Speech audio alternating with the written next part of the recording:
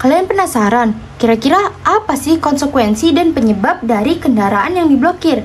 Kalian bisa simak terus video kali ini untuk info lebih lengkapnya.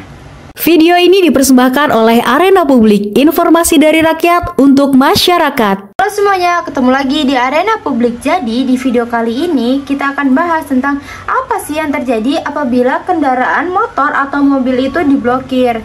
Nah, ketika kendaraan bermotor itu diblokir di Samsat, berarti status administrasinya jadi tidak aktif atau ditandai dengan tidak lagi terdaftar atas nama pemilik yang tercantum. Kenapa kendaraan bisa diblokir? Nah, pemblokiran data kendaraan di Samsat itu bisa terjadi karena beberapa kondisi. Pertama, karena ada lapor jual kendaraan. Ini adalah penyebab yang paling umum. Ini karena biasanya pemilik lamanya telah jual kendaraan ke pihak lain dan melaporkan transaksi tersebut ke Samsat. Ini dilakukan untuk menghindari pajak progresif dan potensi tanggung jawab atas pelanggaran lalu lintas atau tindak kriminal yang dilakukan oleh pemilik baru. Lalu ada juga kasus kedua adalah apabila kendaraannya hilang atau dicuri. Misal pemiliknya ini akan melaporkan kendaraan yang hilang atau dicuri ke kepolisian dan kemudian melanjutkannya dengan melaporkan kejadian tersebut ke Samsat untuk memblokir STNK-nya. Tujuannya adalah untuk menghentikan kewajiban pembayaran pajak bagi pemilik agar kendaraan tersebut terdata sebagai barang curian di sistem Samsat atau kepolisian.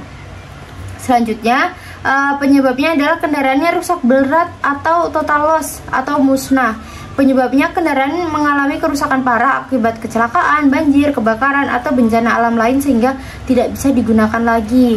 Nah, lalu ada juga penunggakan pajak jangka panjang atau STNK-nya mati. Kalau kendaraannya nggak bayar pajak selama 2 tahun berturut-turut setelah masa berlaku STNK 5 tahunan berakhir, maka STNK-nya akan dinyatakan tidak berlaku dan data kendaraannya bisa terblokir otomatis dari daftar aktif. Lalu ada juga karena pelanggaran berat atau kasus hukum.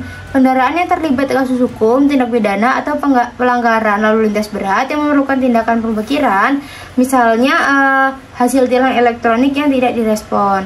Nah, tujuannya adalah untuk menghentikan operasional kendaraan atau mengamankan data untuk proses hukum. Lalu apa sih konsekuensinya kalau kendaraannya itu diblokir? Pertama, pastinya teman-teman nggak bisa lagi bayar pajak tahunan. Teman-teman nggak bisa membayar pajak tahunan kalau kendaraannya itu masih terblokir statusnya.